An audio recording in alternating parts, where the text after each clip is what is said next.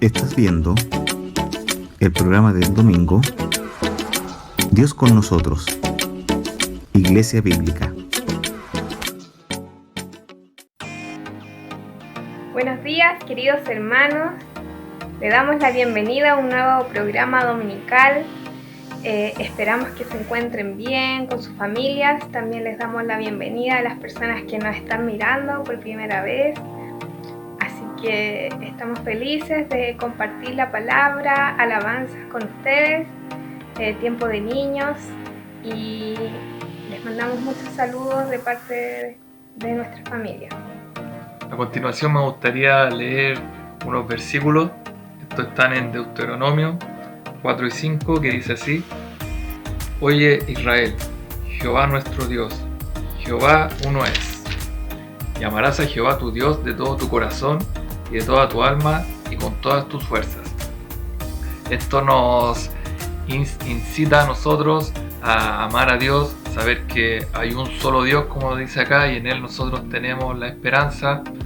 Quizás ahora estamos en tiempos un poco complejos, pero estando firme en Él, todo es posible. Así que eso, hermanos, espero que sea una buena semana de bendición para cada uno de ustedes, y espero de todo corazón igual volver a verles pronto.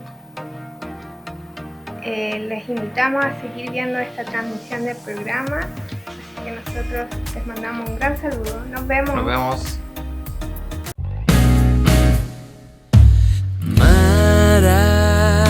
Maravilloso es Él, maravilloso es Él, maravilloso es Él, Cristo el Señor, Rey soberano aquí y ensalzado allí. Maravilloso es Él, Cristo el Señor, Pastor amado, Rey de los siglos, omnipotente Dios.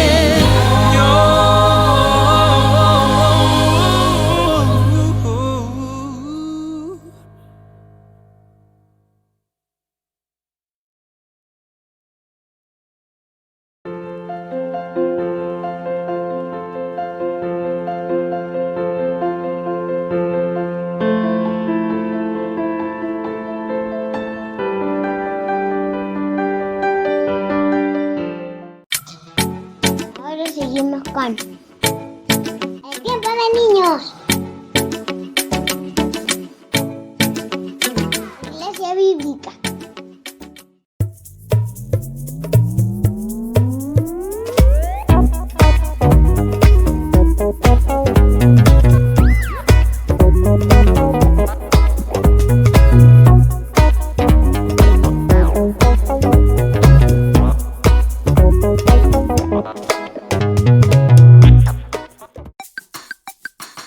Recuerden que cada domingo a las 11 en punto tenemos clases por Zoom.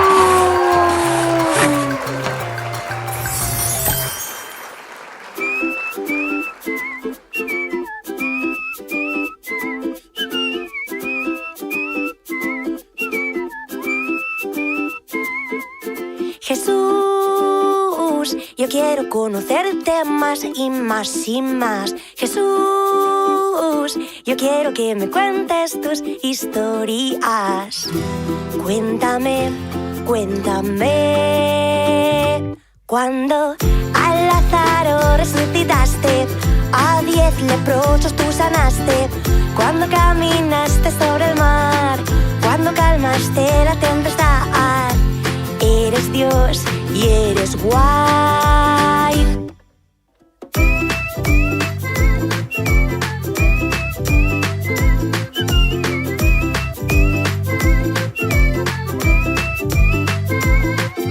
Jesús, yo quiero conocerte más y más y más. Jesús, yo quiero que me cuentes tus historias. Cuéntame, cuéntame. Cuando a 5.000 alimentaste, los ojos del ciego abriste. Cuando a la muerte derrotaste y la vida tú nos regalaste. Eres Dios y eres guay. Jesús, eres tan guay, guay, guay.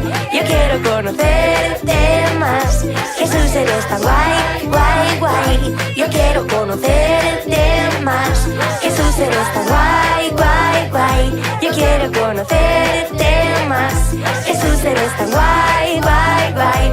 Yo quiero conocerte más, más y más y más.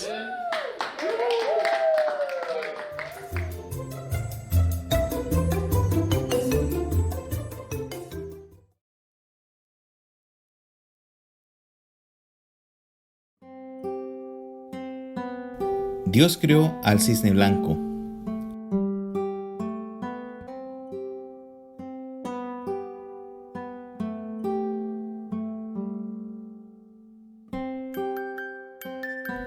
El cisne es una ave acuática de notable color blanco.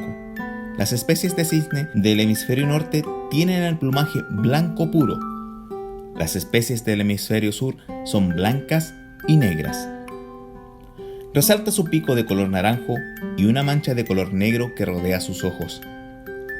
Es de un tamaño mayor que los patos y su cuello largo y esbelto es una de sus características más llamativas. Lo más seguro es que sabrás que el cisne ha sido considerado una representación de la belleza y del amor eterno. Su belleza física impresiona, sobre todo cuando despliega sus alas para emprender el vuelo, siendo un animal muy elegante. Hay algo bien particular que debes conocer, o quizás ya lo sabías. Este animal tiene una sola pareja durante su vida. El cisne blanco permanece junto a su pareja toda la vida y le es fiel hasta la muerte, es decir, son monógamos. Una buena enseñanza para el matrimonio cristiano. Lo cierto es que les gusta vivir en comunidad, aunque en grupos que suelen ser pequeños. Cuando viajan buscando un clima más templado, suelen hacerlo en grupos, y aunque no es fácil de medir, pueden alcanzar unos 100 a 135 km por hora. Incluso pueden volar en ayunas. Actualmente existen 6 o 7 especies de cisne, un ave que ha inspirado a muchos artistas, músicos y escritores. Por ejemplo, la obra de ballet El lago de los cisnes, con la música de Tchaikovsky, está inspirada en el relato alemán El velo robado. Y quizás la historia más conocida sobre un cisne es la fábula del patito feo, que nos puede recordar que lo importante no es cómo llegas a Cristo, sino que en lo que Él puede hacer contigo. Aunque en la Biblia no encontramos una mención específica del cisne, sí sabemos quién es su creador, y por eso nos gozamos en Él y su creación. Alaben el nombre de Jehová, porque Él mandó y fueron creados. Salmo 148, versículo 5.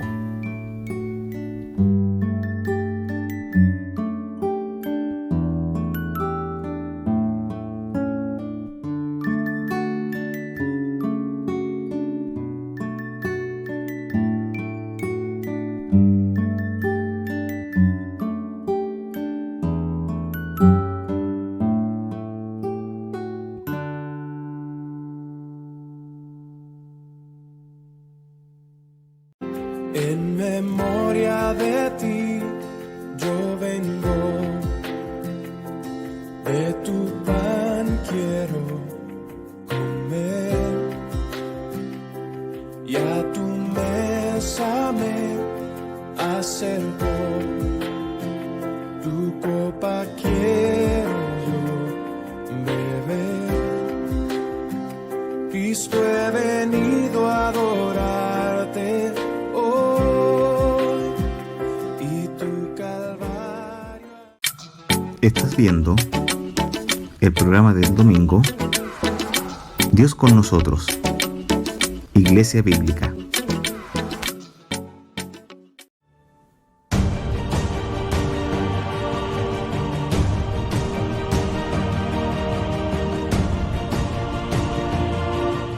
Hola, bienvenidos a un nuevo video de Misionero Común. Hoy analizaremos y veremos por qué trabajar con musulmanes. Este tema es sumamente importante y para mí especialmente porque Dios me llamó a trabajar con ellos. Esta es una religión que tiene ya más de 1000 años. Nació por ahí por el siglo V, el siglo VI. Y actualmente es la segunda religión más grande del mundo, detrás del cristianismo.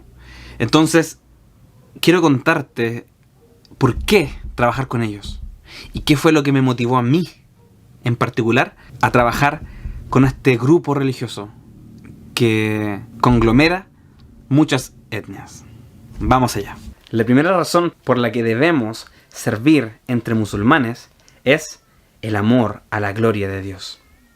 Dios desde el principio, desde que llamó a Abraham, fue mostrando que Él era un Dios global, un Dios internacional, un Dios multicultural. Cuando llamó a Abraham le dijo: te bendeciré, y a través de ti serán benditas todas las naciones de la tierra. ¿Naciones qué significa? Etnias, etnos, identidad cultural.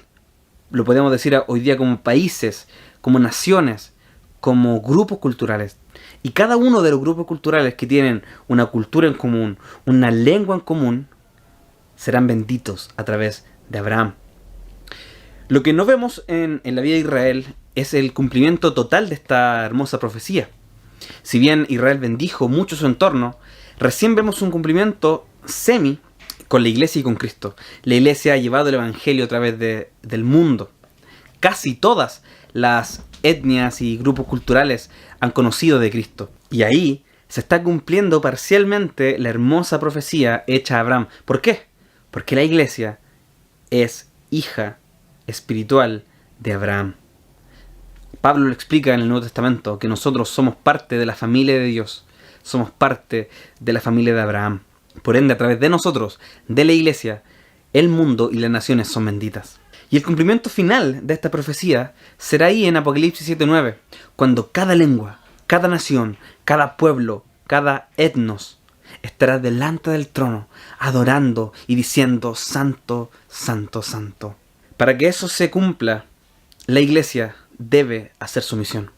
Debe llevar el evangelio a cada etnia del mundo. Y cuando hablamos de musulmanes, nos referimos no a una etnia, sino a un grupo religioso, pero que se compone de muchas etnias a través del mundo.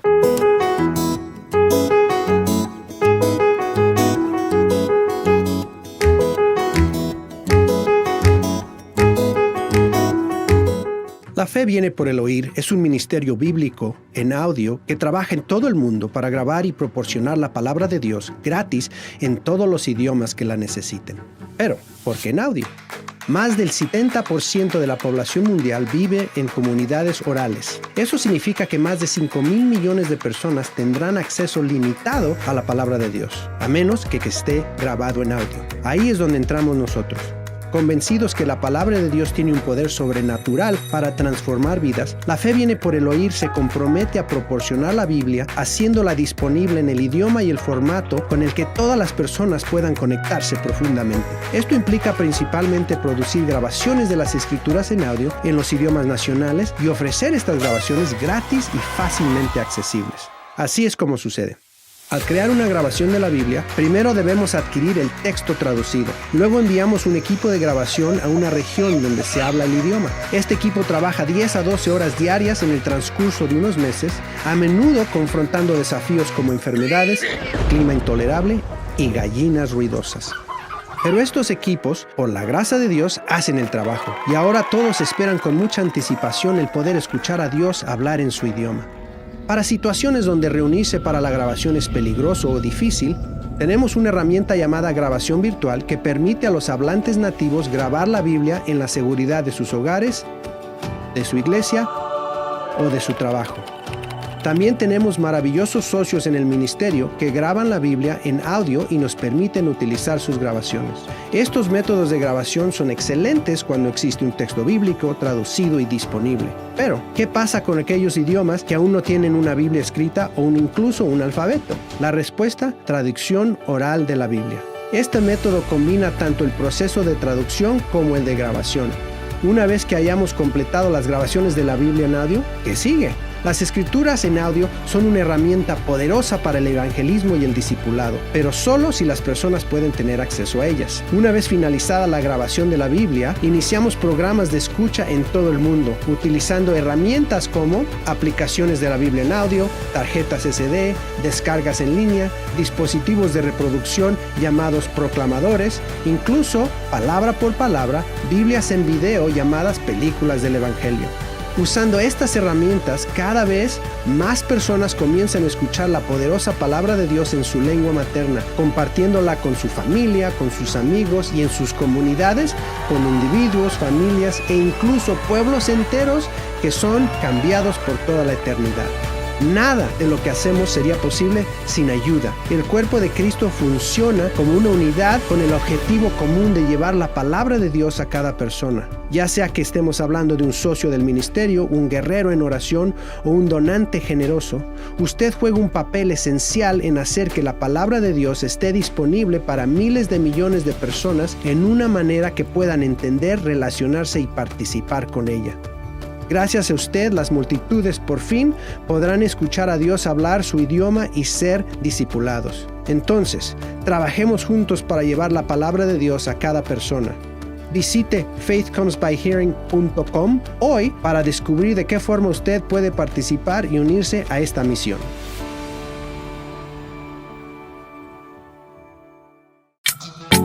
A continuación, música y alabanza. Dios con nosotros.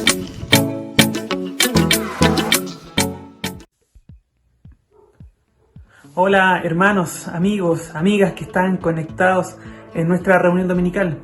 Agradecemos al Señor porque puedes estar conectado, porque puedes estar un domingo más escuchando la palabra del Señor.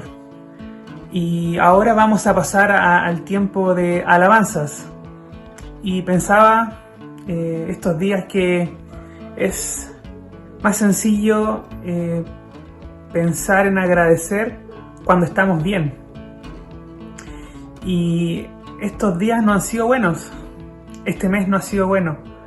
Y quizás piensas igual que yo. Todos hemos tenido problemas, dificultades con la pandemia. Quizás, no sé, ¿cuál es tu situación particular? Quizás estás complicado con el trabajo, quizás te ha tocado despedir a algún ser querido. Y puedes que esto te haga perder tu esperanza. Pero la Biblia nos da esperanza. A través de sus palabras podemos animarnos y darle gracias a Dios, alabarle con nuestro corazón, con nuestra mente, con nuestros labios y darle gracias a Él. En Romanos capítulo 8, el versículo 18, Pablo decía que él tenía por cierto que las aflicciones que él vivía en ese momento no eran nada comparado con la gloria venidera. Y te quiero dejar esto: las aflicciones que estamos pasando por durante este año que ya llevamos con el COVID no son nada con la esperanza que tenemos, que Dios nos da para el futuro con Él. Y también el versículo 18 del mismo capítulo, el 28, dice que todas las cosas nos ayudan a bien. Dentro del panorama de lo corto que podemos ver, quizás no lo podamos ver, pero viendo el panorama como Dios lo ve, sabemos que todo esto es para bien. Y el Señor conduce todas estas cosas para su gloria. Porque más adelante en el mismo capítulo leemos que no hay nada que nos pueda separar del amor de Cristo. Ni siquiera estas enfermedades, ni la muerte, no hay nada que nos pueda arrebatar de su mano. Entonces, hermanos, te animo con estas palabras para que dispongas tu corazón a alabar a nuestro Señor, a pesar de las dificultades, a pesar de la aflicción, a pesar de lo malo que podamos pensar que estamos viviendo. Así que eso, hermano, que tengas una bendecida semana y te animo a cantar estas alabanzas.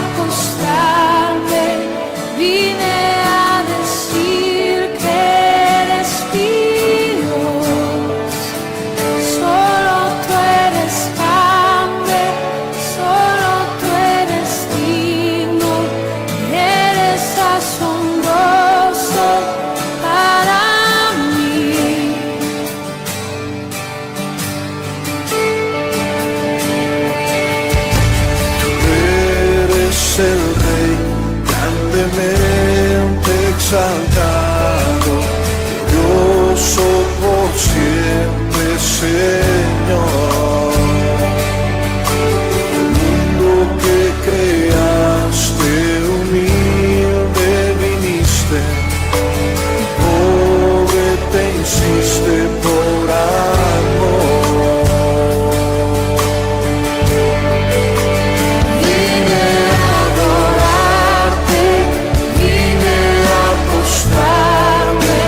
Vine a decir que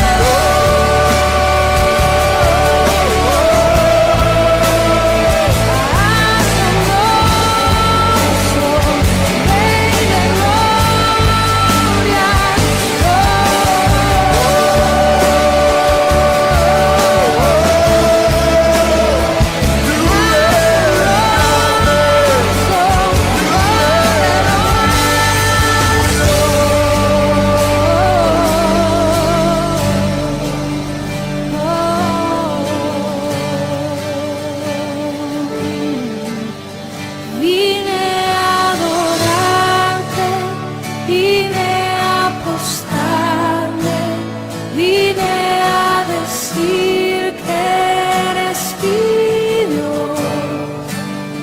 Solo tú eres grande, solo tú eres digno, eres asombroso para mí.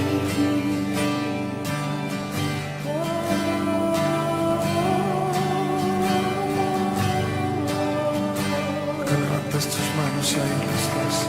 Porque, Señor, tú eres grande.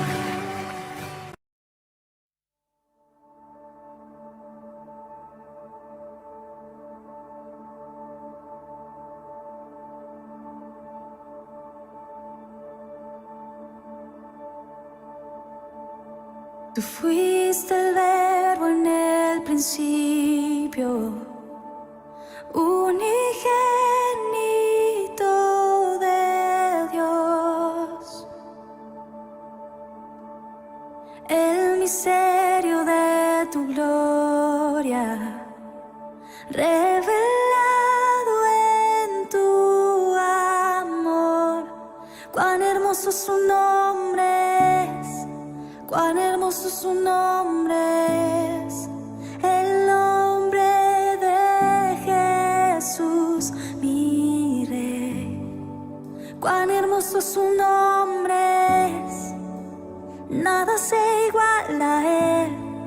Cuán hermoso su nombre es, no hay otro nombre.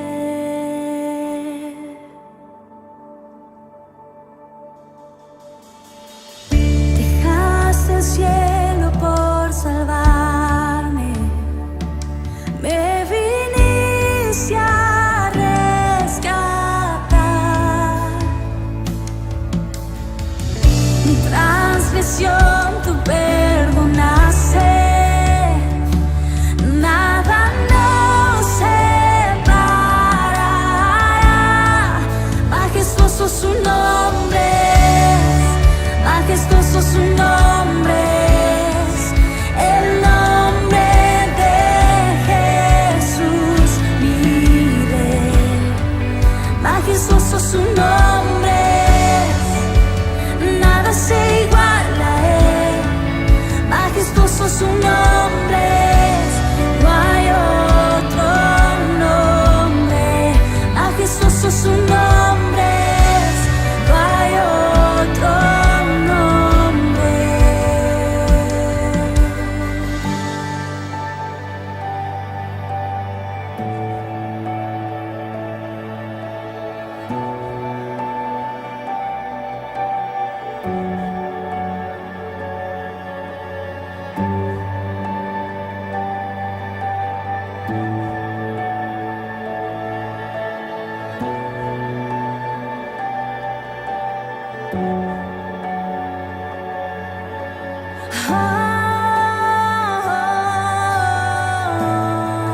No hay otro nombre igual. Jesús, la muerte venciste, el velo partiste, la tumba vacía ahora está. El cielo se declara, tu gloria proclama. Resucitaste en majestad, inigualable, incomparable, hoy y por siempre.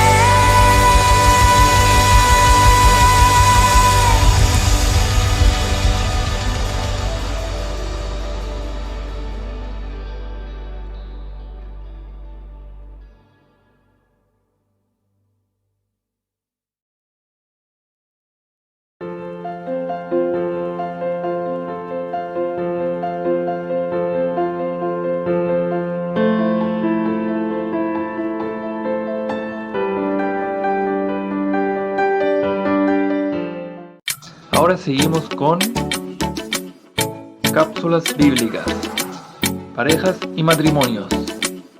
Dios con nosotros. ¿Estás esperando un matrimonio distinto, un matrimonio renovado por el amor que Dios nos da, pero pareciera que no resulta? Mira, quiero invitarte a que puedas ver con este ejemplo algo que muchas veces nosotros hacemos dentro del matrimonio. Y creo que no te imaginas el resultado de esto. Así que te invito a que veamos cómo a veces enfrentamos nuestros matrimonios.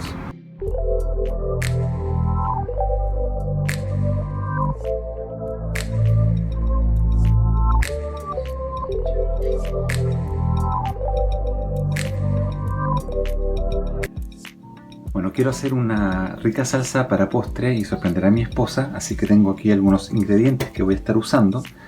Entonces vamos a poner un poco de mostaza, un plátano, pimienta, queso rallado, salsa de chocolate. Chocolate siempre le da un muy buen sabor a los postres, azúcar y un poco de leche para poder diluir entonces la salsa y que quede más sabrosa. Así que aquí tengo los ingredientes y ahora vamos a juntarlos.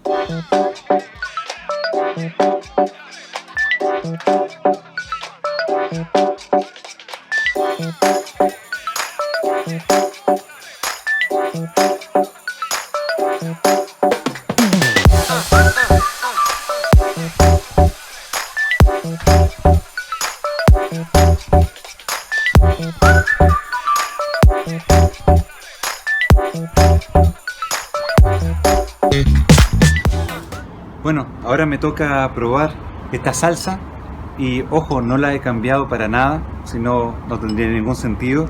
Y quiero...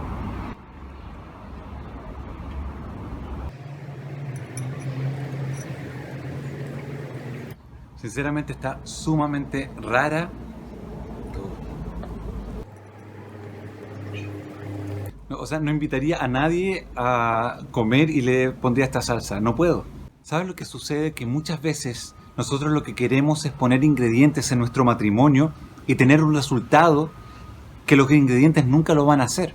Ponemos los ingredientes incorrectos para tener un matrimonio cristiano y esperamos tener un matrimonio cristiano con los ingredientes incorrectos. Y eso obviamente nunca va a resultar. Dios lo que quiere es que en tu vida y en mi vida podamos entonces hacer caso y obedecer a los principios que la palabra nos enseña. Principios que nos ayuden también a darle gloria a Dios en nuestro matrimonio. El principal ingrediente siempre es la persona del Señor Jesús. Y no como un ingrediente, sino como la piedra angular. Es el protagonista de nuestro matrimonio. Porque de Él aprendemos muchas cosas. Y Él incluso nos enseñó, cuando estaba ahí con los discípulos, antes de morir, Él les dijo en Juan capítulo 15, versículo 14, ustedes son mis amigos si hacen lo que yo os mando. En primera instancia quizás vas a pensar, bueno, pero eso es una condición, o sea, ellos serán amigos solamente si obedecen a Jesús. Pero lo que el Señor estaba diciendo era, yo me doy cuenta que ustedes son mis amigos cuando hacen lo que yo les pido. Si estás poniendo los ingredientes que Dios te ha dado, obviamente Dios en su amistad, Él va a bendecir tu matrimonio y tu matrimonio va a ser un matrimonio cristiano. Pero no esperes tomar ingredientes del mundo, tomar ingredientes de aquí, de por allá, de culturas extrañas y hacer una mezcolanza y después que tu matrimonio tenga un sabor agradable. Muchas veces te vas a cuestionar diciendo, ¿por qué mi matrimonio no parece un matrimonio cristiano? Y es solamente por los ingredientes que tú y yo no le estamos poniendo. Somos ahora los chefs o los cocineros, tenemos el privilegio y este pensamiento es liberador, darnos cuenta que Dios nos permite hacer que nuestro matrimonio sea glorioso en Él. Así que deja que tu matrimonio tenga esos ingredientes que Dios le quiere dar.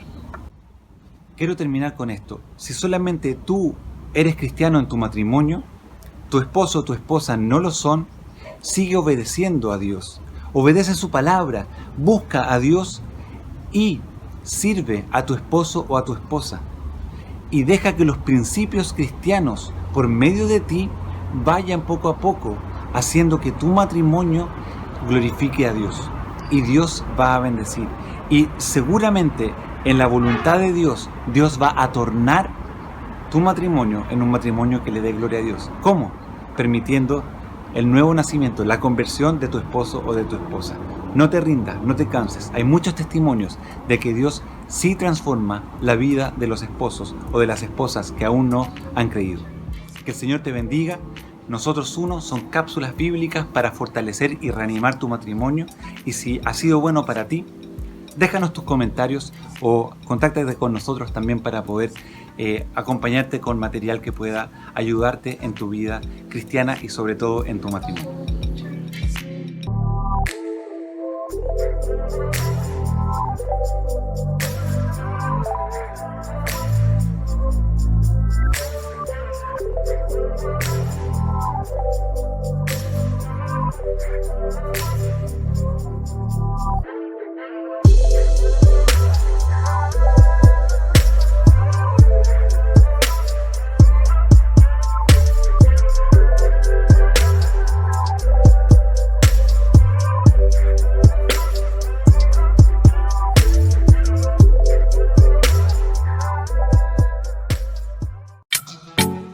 Ahora continuamos con el mensaje bíblico en Dios con nosotros.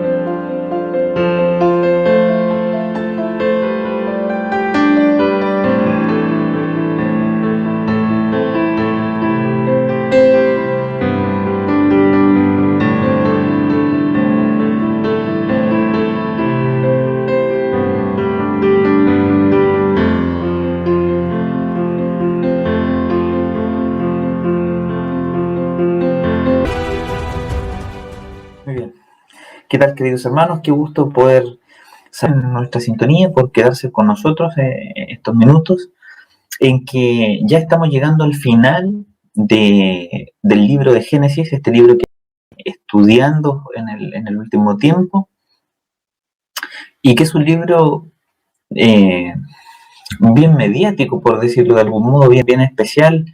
Es el primer libro de la Biblia, es un libro que de alguna manera es base de nuestra creencia, ¿no? de nuestra fe. Enfrenta la teoría de la evolución con la teoría de la creación. Los cristianos creemos lo que este libro nos enseña y de cómo Dios creó nuestro mundo, lo que hoy vemos. Por lo tanto, es un libro muy especial. Ha narrado este libro historias sorprendentes, como este grupo denominado los patriarcas, ¿no? Donde aparecieron ahí un Noé, un Abraham, un Isaac, Jacob, un José con una historia tan potente, tan increíble, y que es el inicio del pueblo de Israel. Y ha sido un libro muy bueno de estudiar, muy rico en historias. Y hoy lo que vamos a ver en este capítulo 49 que exploraremos en estos minutos, nos vamos a encontrar casi con una escena de película. Y piense en aquellas películas o series que usted ha visto, épicas, donde el padre de familia en la última escena se reúne con sus hijos casi como a despedirse y darle las últimas bendiciones. Esto es lo que ocurrirá en este capítulo 49, penúltimo capítulo de este libro.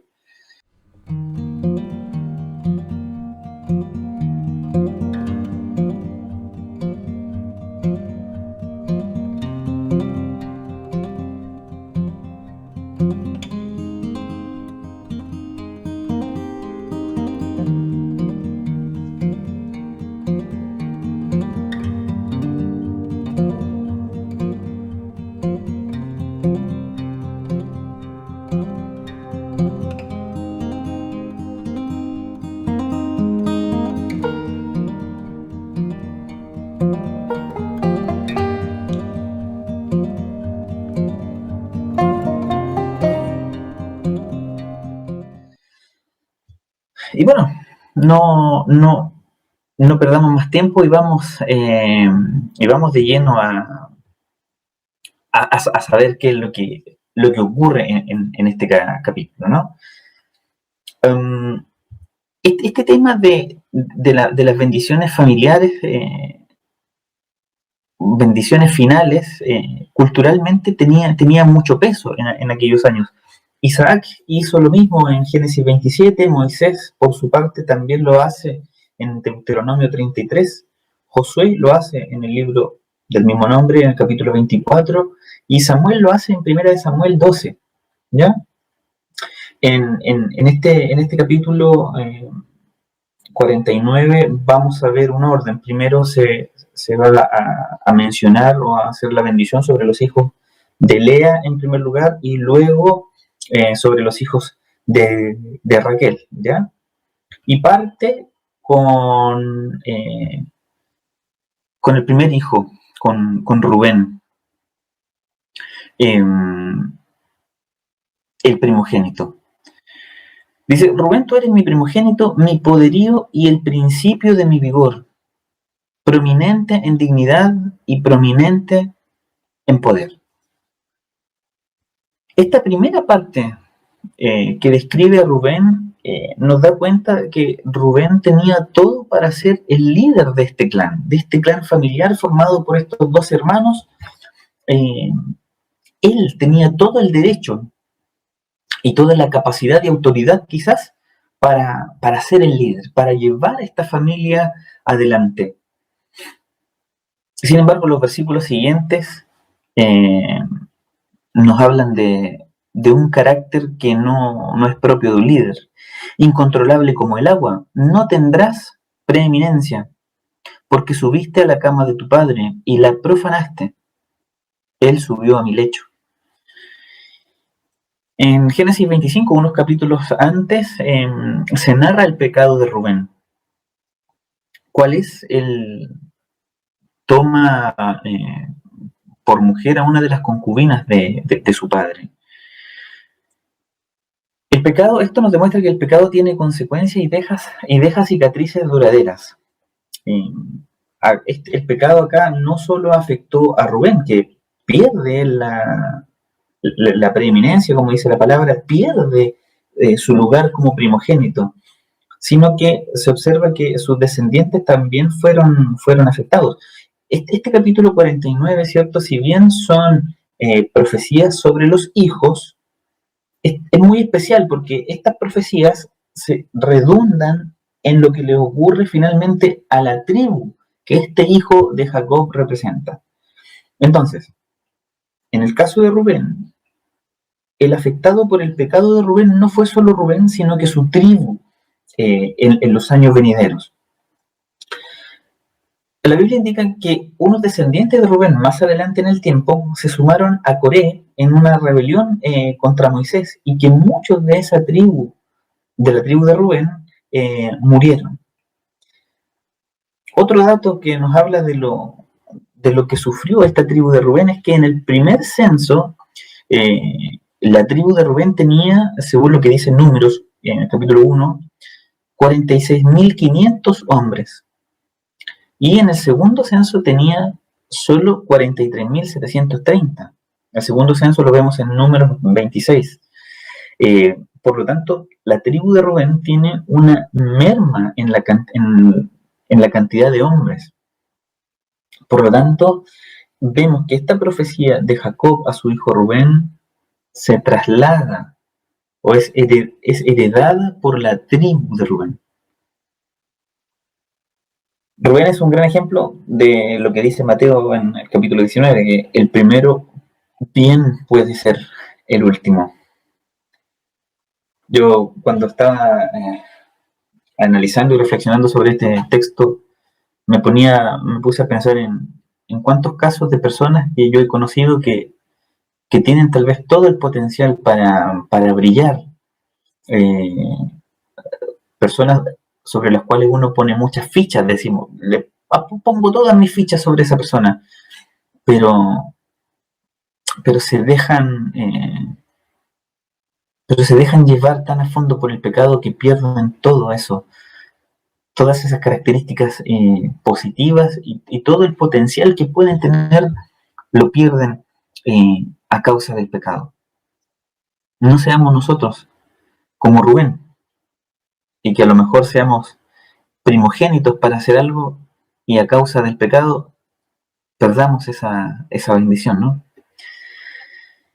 Eso ocurrió, esa fue la bendición o más que bendición, esa fue la profecía para el mayor, para Rubén.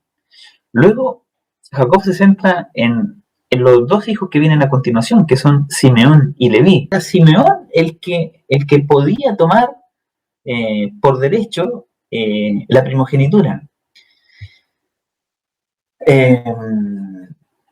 Pero él, junto a su otro hermano, a Leví, que era el tercero en la línea de descendencia, cometieron también un pecado muy, muy, muy complicado, muy violento. Ellos quisieron tomar venganza de algo terrible que le sucedió a su hermana Dina. Ella fue violada, dice la Biblia, y estos hermanos no encontraron nada mejor que tomar la justicia en sus manos. Sus armas dice que son instrumentos de violencia. En su consejo no entre mi alma. A su asamblea no se una mi gloria, porque en su ira mataron hombres y en su obstinación desjarretaron bueyes. Maldita su ira porque es feroz y su furor porque es cruel. Los dividiré en Jacob y los dispersaré en Israel. Bueno, ya les comentaba, ¿cierto?, que Simeón y Leví tomaron la justicia en sus propias manos, se vengaron de la violación de su hermana Dina, matando al hombre culpable junto con todos los hombres de ese pueblo.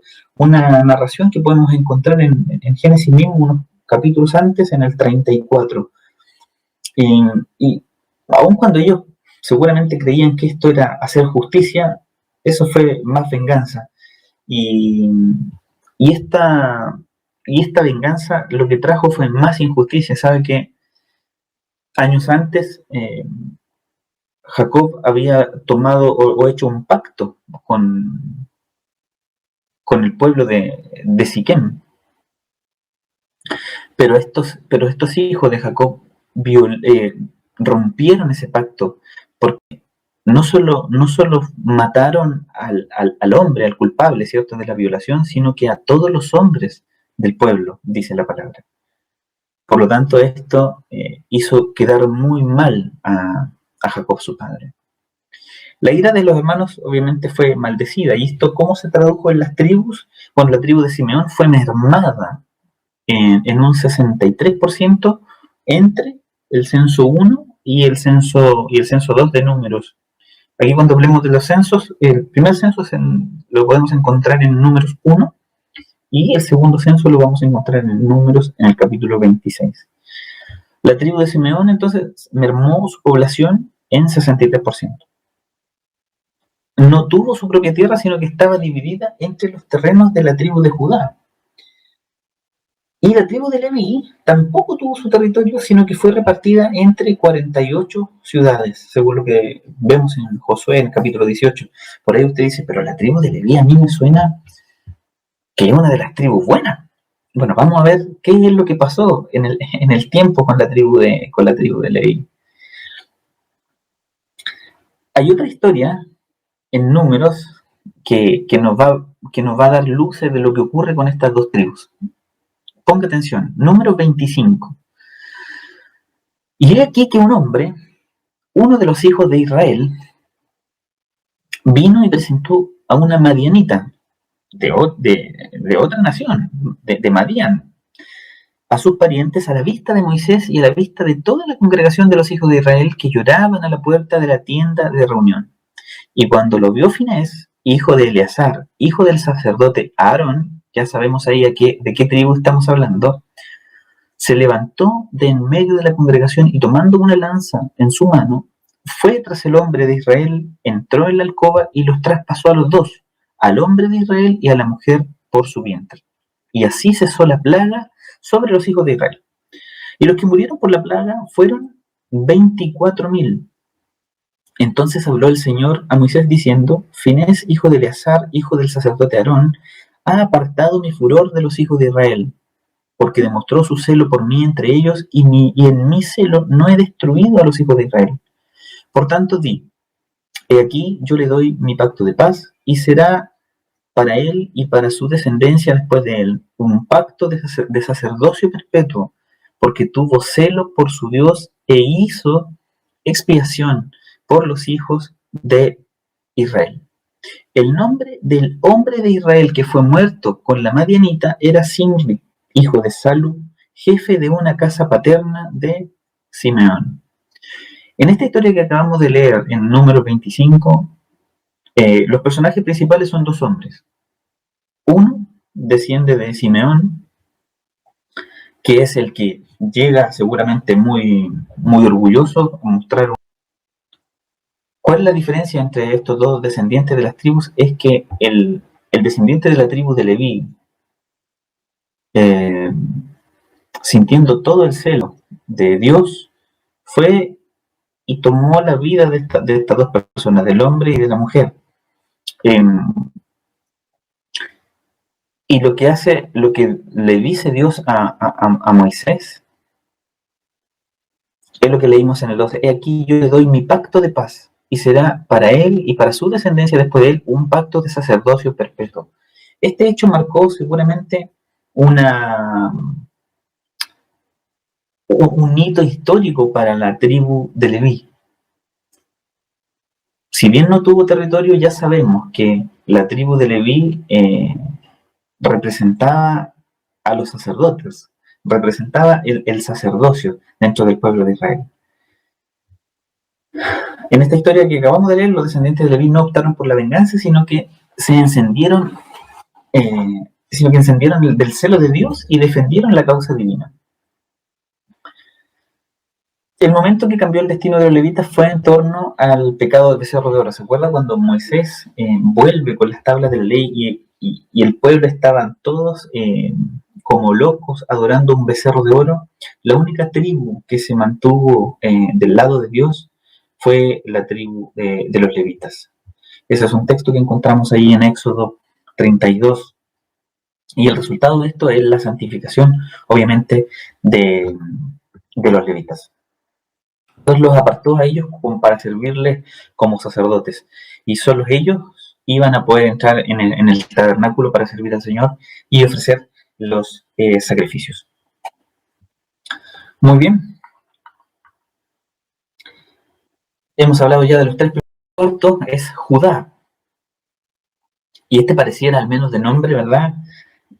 Lo asociamos a algo mucho más positivo, ¿verdad? Jacob dividió los derechos de la primogenitura. Si puede acompañarme a Primera de Crónicas, en el capítulo 5, dice lo siguiente: y los hijos de Rubén, el primogénito de Israel, porque él era el primogénito, mas como profanó la cama de su padre, sus derechos de primogenitura fueron dados a los hijos de José, hijo de Israel, de modo que no está inscrito en la genealogía conforme a los derechos de primogenitura. Aunque Judá prevaleció sobre sus hermanos y de él procedió el príncipe, los derechos de primogenitura pertenecían a José. Eso es lo que nos dice Primera de Crónicas. La bendición final para Judá es la siguiente. Leo en el 49, Génesis 49. A ti, Judá, te alabarán tus hermanos. Tu mano en la cerviz de tus enemigos, se inclinarán a ti los hijos de tu padre. Cachorro de león es Judá, de la presa, hijo mío, has subido. Se agazapa, se echa como león o como leona. ¿Quién lo despertará? El cetro no se apartará de Judá, ni la vara de gobernante de entre sus pies, hasta que venga Silo. Y a él sea dada la obediencia de los pueblos. Él ata a la vid su pollino, y a la mejor cepa el hijo de su asna. Él lava en vino sus vestiduras, y en la sangre de las uvas su manto. Sus ojos están apagados por el vino, y sus dientes blancos por la leche. Bueno, la bendición de Judá está relacionada con su nombre. En hebreo, su nombre es Yehuda, que significa alabado. En el texto que acabamos de leer hay varias palabras palabras claves que aluden al Mesías. Por ejemplo, a ti, hijo mío, has subido atando vid, pollino, sus vestiduras, la sangre, vino.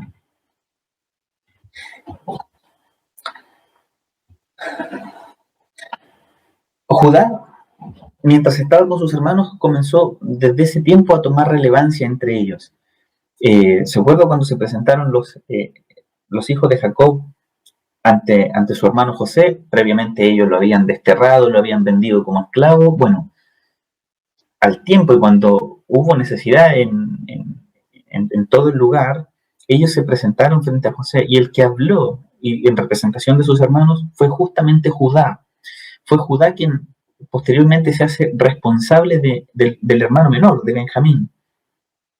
Y como tribu, también la tribu de Judá toma relevancia. En la organización de las tribus en el desierto, la tribu de Judá es la que iba a la cabeza en la marcha. Lo encontramos en Números 10. También ellos eran la punta de lanza en la guerra de conquista, no solo en el tiempo de Moisés y Josué, sino que también después. En Jueces 1 encontramos, después de la muerte de Josué, los hijos de Israel consultaron al Señor diciendo: ¿quién de nosotros subirá primero contra los cananeos para pelear contra ellos? Y el Señor respondió: Judá subirá. He aquí yo he entregado el país en sus manos. Por lo tanto, así como Judá, el hermano, había tomado un lugar relevante entre sus hermanos, la tribu de Judá también lo hizo. Otras alusiones a Jesús, bueno, en la bendición Jacob compara a Judá con un cachorro de león, ¿verdad? Lo leímos hace unos minutos atrás. Y en Apocalipsis 5, Jesús es llamado el león de la tribu de Judá. Por eso toda esta alusión y comparación de Judá o de la tribu de Judá con el Mesías. Cuando después explícitamente sabemos que de dónde proviene el linaje de Jesús. El sexto hijo es Zabulón. Su nombre significa habitación. La bendición final de Jacob sobre Zabulón es la siguiente: Zabulón habitará a la orilla del mar, y él será puerto para naves, y su límite será hasta Sidón. ¿Qué pasó con esta tribu? La tribu de Zabulón se destacó por su fidelidad a David, suministrando muchos soldados en momentos de guerra. Primera de Crónicas 12 dice que de Zabulón 50.000 que salían a campaña prontos para la guerra, con toda clase de armas de guerra, dispuestos a pelear sin doblez de corazón. Fue una tribu muy valiente, una tribu guerrera, que siempre estuvo dispuesta a apoyar a sus hermanos. El siguiente es Isacar. La bendición de Jacob para este hijo comienza de una forma un poco extraña, ya lo verá usted, pero tenía un significado espiritual. Dice que Isacar es un asno fuerte, echado entre los apriscos. Al ver que el lugar de reposo era bueno y que la tierra era agradable, inclinó su hombro para cargar y llegó a ser esclavo en trabajos forzados. Es un poco extraño el versículo, no sabemos si es una bendición o una profecía casi de maldición, ¿verdad? Hoy, en nuestros días, si alguien se refiriese a otro como asno, la verdad que sería más tomado como un insulto, parecería más un insulto que otra cosa. Sin embargo, en aquellos días el asno representaba un gran recurso, porque era un animal utilizado para carga y transporte. Lo más notable de los hijos de Isacar está escrito en el libro de Crónicas. Según algunos sabios, los hijos de Isacar producían grandes estudiosos que llevaban el yugo de la Torá. Algo de esto encontramos en Primera de Crónicas, en el capítulo 12. Dice así: de los hijos de Isacar, expertos en discernir los tiempos, con conocimiento de lo que Israel debía hacer, sus jefes eran 200 y todos sus parientes estaban bajo sus órdenes. Algunos han dicho que que la cualidad de esta tribu era interpretar el clima. Sin embargo, Jesús mismo hace una referencia de lo que significa discernir los tiempos. En Mateo 16 dice que entonces los fariseos y los saduceos se acercaron a Jesús para ponerle a prueba, para variar, y le pidieron que le mostrara una señal del cielo. Pero respondiendo él les dijo, al caer la tarde decís, hará buen tiempo, porque el cielo está rojizo. Y por la mañana, hoy habrá tempestad, porque el cielo está rojizo y amenazador. Sabéis discernir el aspecto del cielo, pero no podéis discernir las señales de los tiempos. Una generación perversa y adúltera busca señal, y no se le dará señal sino la señal de Jonás, y dejándolos se fue. Jesús hace una diferencia en que el hecho de discernir los tiempos no se refiere al clima, sino que a las cosas que van a pasar en el último tiempo. El siguiente hijo en la línea de descendencia es Dan. Es hijo de la sierva Raquel, de la sierva de Raquel, a quien Raquel misma la convirtió en concubina de Jacob para tener hijos de él. Y en este caso, al igual que con el hermano anterior, también Jacob lo compara a Dan con un animal, no con un asno como en el caso anterior, sino que con una serpiente. Y eso nos hace pensar, bueno, esto pareciera que es más malo, pero esto podría ser positivo y negativo, o negativo. Jesús dijo que seamos astutos como serpientes, lo recuerda en Mateo 10:16, mirad, yo os envío como ovejas en medio de lobos, por tanto sed astutos como las serpientes e inocentes como las palomas.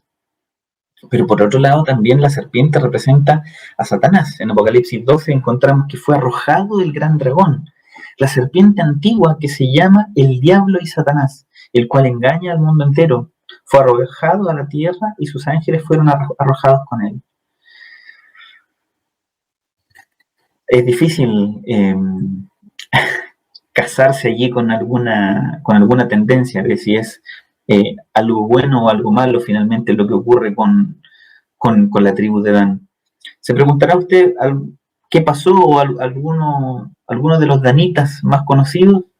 Hay uno del que hablamos bastante en las iglesias, Sansón, seguramente el más popular de esta tribu. Ya sabemos lo que pasó con él. El otro hijo es Gad, y lo bendijo Jacob con una frase muy simple.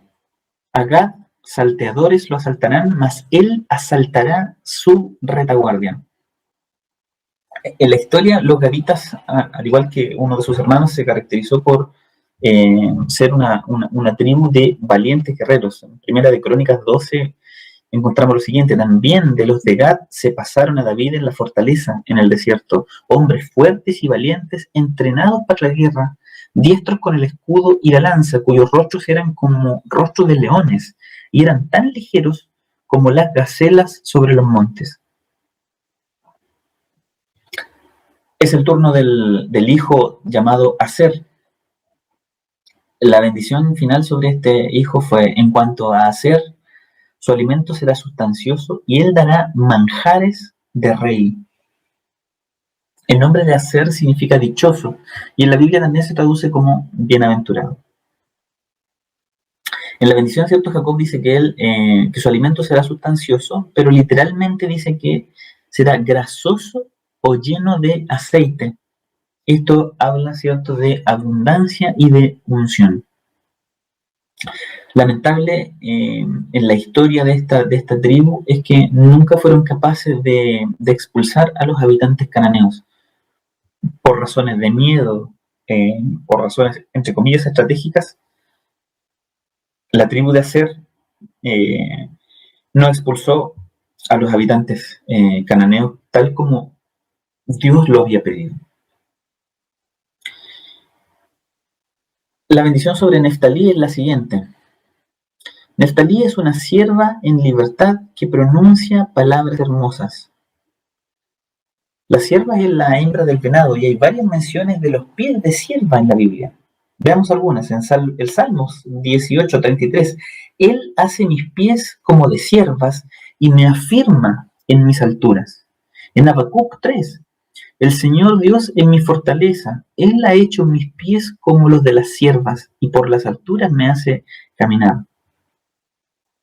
El Nuevo Testamento nos menciona en algunos capítulos que Jesús escogió la región que habitó la tribu de Neftalí para desarrollar su ministerio. Mire Mateo capítulo 4, cuando él oyó que Juan había sido encarcelado, se retiró a Galilea y saliendo de Nazaret fue y se estableció en Capernaum, que está junto al mar, en la región de Zabulón y de Neftalí, para que se cumpliera lo dicho por medio del profeta Isaías, cuando dijo: tierra de Zabulón y tierra de Neftalí, camino del mar al otro lado del Jordán, Galilea de los gentiles. El pueblo asentado en tinieblas vio una gran luz, y a los que vivían en región y sombra de muerte una luz resplandeció. ¿Sabe que estas cosas a mí me sorprenden de la Biblia? Un libro que fue escrito por tantos autores diferentes, en regiones y continentes distintos, en idiomas diferentes, tiene tanto vínculo, tanta unión. Me parece muy difícil pensar que este libro, la Biblia, no haya sido inspirado por Dios. Me resulta muy difícil pensar en algo así, por este tipo de ejemplos. O sea, en el Nuevo Testamento estamos encontrando confirmaciones de cosas que sucedieron muchos años atrás. Es sorprendente este libro que Dios tiene para nosotros, su palabra. El último es el hermano, el hijo, José. La bendición para José fue una de las más largas, ya lo vimos junto a la bendición sobre Judá.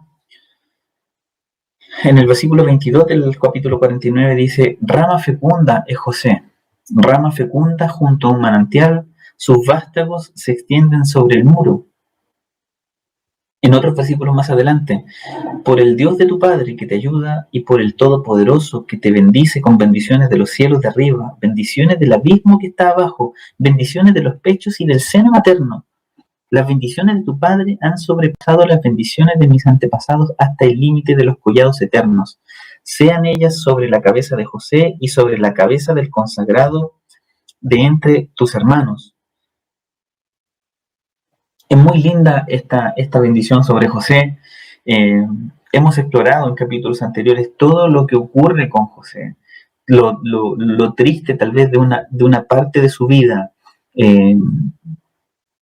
pero cómo Dios dio vuelta eso negativo de su historia para convertirlo en un pilar fundamental del gobierno de Egipto en esos años, y que finalmente vino a bendecir a su familia. Vino a perdonar a sus hermanos que lo habían cruelmente desechado, vendido como esclavo, y no solo para su familia, sino que a través de la interpretación de los sueños él pudo preparar una estrategia para que el mundo conocido ahí, de esa región, no muriese de hambre en esos años. En esta última bendición que acabamos de leer, en los versículos 25 y 26, se mencionan incluso varios nombres de Dios, y es muy hermoso. Mencionamos, por ejemplo, poderoso de Jacob, pastor, roca de Israel, Dios, todopoderoso.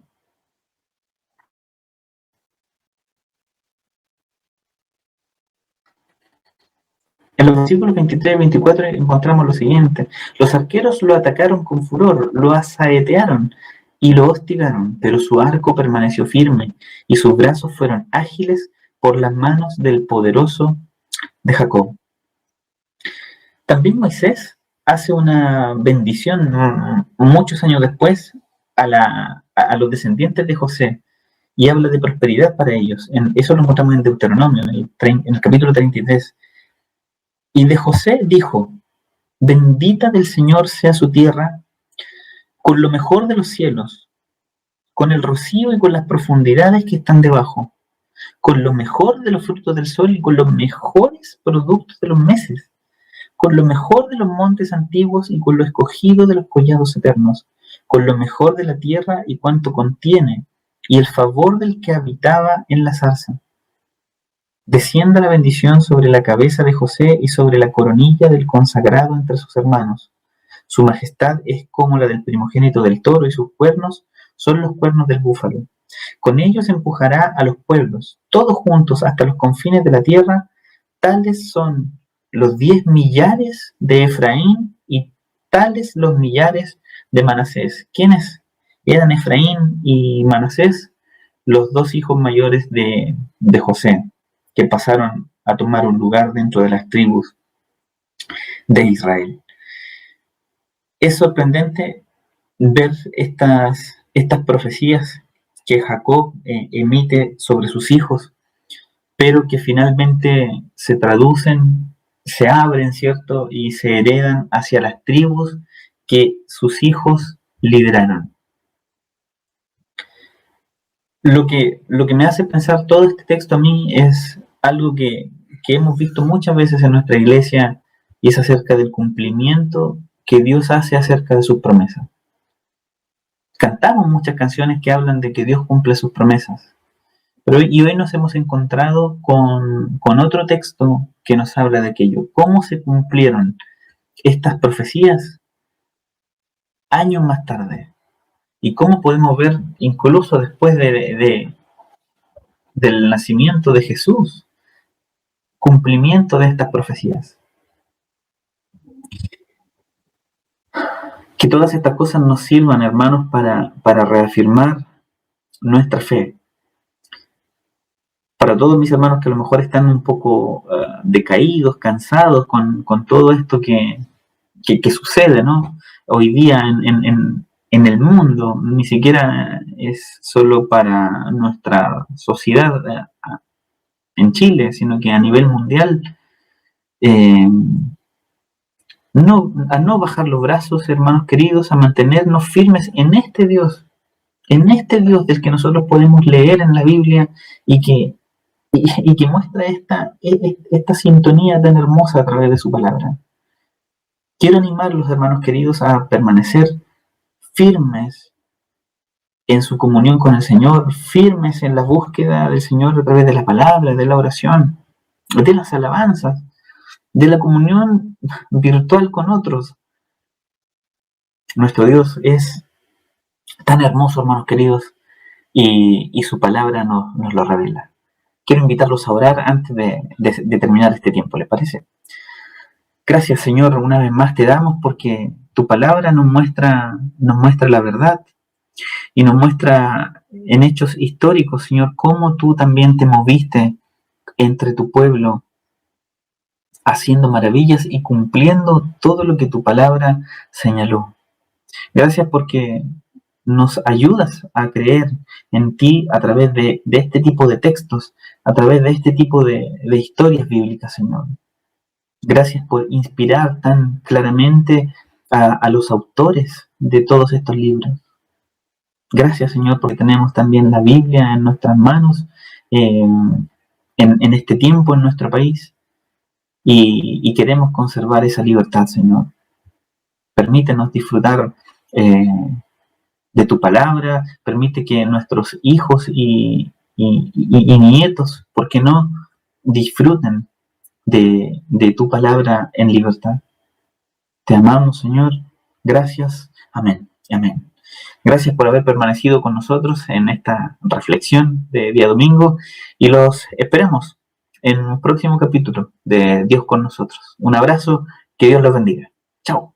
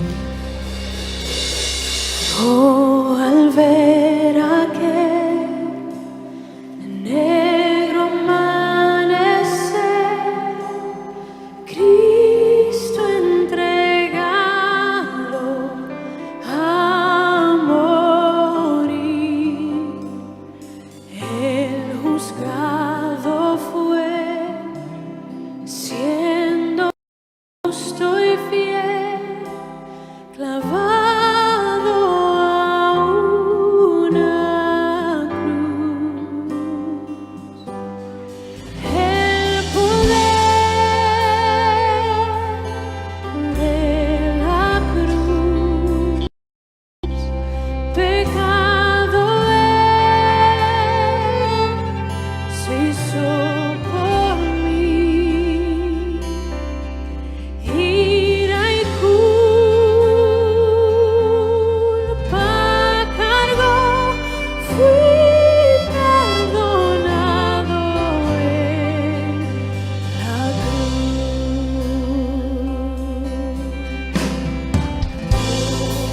El dolor que tu rostro mostró, cargando el peso de mi maldad, toda corrupción, todo mal pensar, sangre cubrió allí. El poder de la cruz, pecado se hizo por mí. Ira y culpa cargó, fui perdonado en la cruz.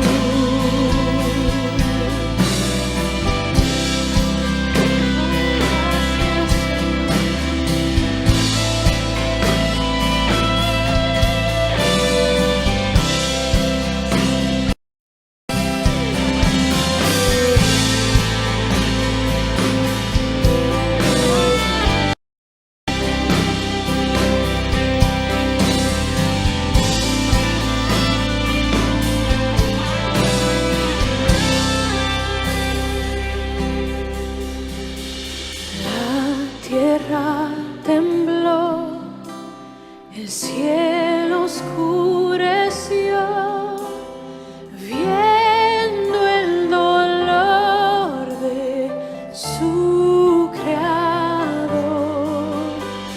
El velo se rasgó, se escuchó el clamor, su obra consumó.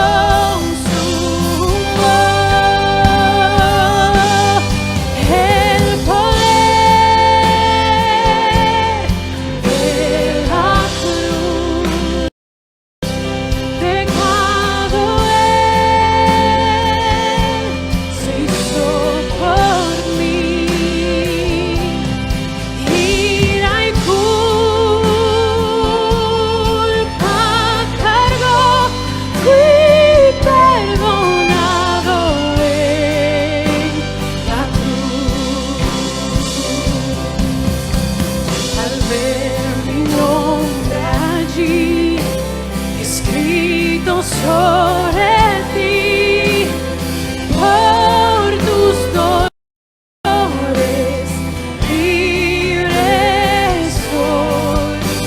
La muerte derrotó, la vida me otorgó, tu incomparable amor. El poder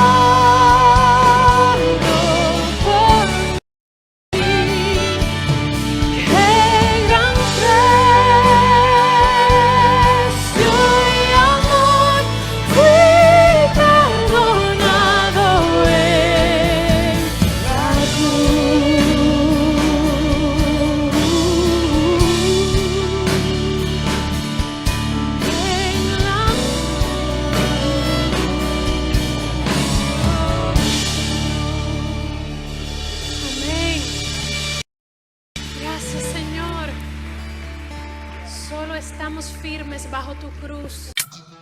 Ahora seguimos con avisos y actividades.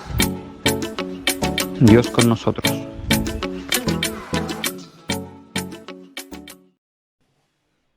¿Qué tal, amigos? Gracias por quedarse en sintonía con nosotros. Vamos a compartir los avisos que tenemos como iglesia para compartir. Lo primero que comentamos es una capacitación para maestros de escuela dominical que vamos a realizar los días sábados 22 y 29 de mayo desde las 8:45 hasta las 12 mediodía. Si siente usted en su corazón que el Señor puede utilizarlo para trabajar con niños, preadolescentes también, contacte a nuestra hermana Elkin Chinchay y inscríbase con ella para participar de estas capacitaciones. Respecto a la Santa Cena, como es habitual, el primero y tercer domingo de cada mes compartimos la Santa Cena entre los creyentes que estamos en comunión. La próxima Santa Cena es el 18 de abril. No olvidar cada domingo compartir con nosotros esta reunión, este culto online que celebramos al Señor, este programa que hemos denominado Dios con nosotros, en el cual compartimos música, tiempo de niños, cápsulas para parejas y matrimonios y, por supuesto, el mensaje de la palabra del Señor. Te invitamos también al tiempo de oración que tenemos cada martes a las 20:15 horas, con una parte que es un tiempo de oración a través de YouTube y luego un tiempo de oración en mini grupos a través de Zoom. Te contamos también que los grupos de vida de la iglesia ya están retomando, la gran mayoría de ellos. Y nos referimos a los grupos de niños, jóvenes, mujeres, varones, parejas y matrimonios. Si aún no participas de ninguno de estos grupos, de estos ministerios, súmate, contáctanos, incorpórate a alguno de estos grupos. No te pierdas esa bendición. Si necesitas fortalecer tu relación con Dios, entra a nuestro sitio web www.ibrrecoleta.cl, donde hay un montón de recursos ahí en línea, cursos bíblicos, artículos también para matrimonios. Si necesitas conversar, estás pasando algún problema, alguna necesidad, escríbenos a conversemos@ibrrecoleta.cl o en el chat de nuestra web puedes dejarnos un mensaje también para poder contactarte. Esperamos que tengas una muy buena semana, un lindo tiempo con Dios. Un abrazo. Que Dios te bendiga. Chao, chao. Bienvenido al tutorial básico de descarga de nuestra aplicación disponible tanto para Android como iPhone. Primero, abre Play Store o Apple Store. Ya sea que escribas bible.is o biblia.is, debería aparecer la aplicación hecha por Faith Comes by Hearing, nuestro ministerio en inglés. Presiona Instalar. Una vez descargado e instalado, te pedirá registrarte. Puedes hacerlo a través de tu cuenta de Google, Facebook, tu correo electrónico o incluso no registrarte al seleccionar Crear cuenta más tarde si solamente deseas probar la aplicación. Si quieres, puedes activar notificaciones a tu correo de parte de nuestro ministerio. Y ya puedes empezar a disfrutar de la aplicación. Solo necesitas seleccionar el icono con forma de libro en el borde inferior de tu pantalla para elegir qué pasajes de la Escritura quieres leer o escuchar en aquellas versiones disponibles. Dependiendo de la configuración de tu equipo, deberías encontrar tu nueva aplicación en el menú o pantalla principal del dispositivo. Gracias por ver este video, esperamos que seas muy bendecido con la palabra del Señor.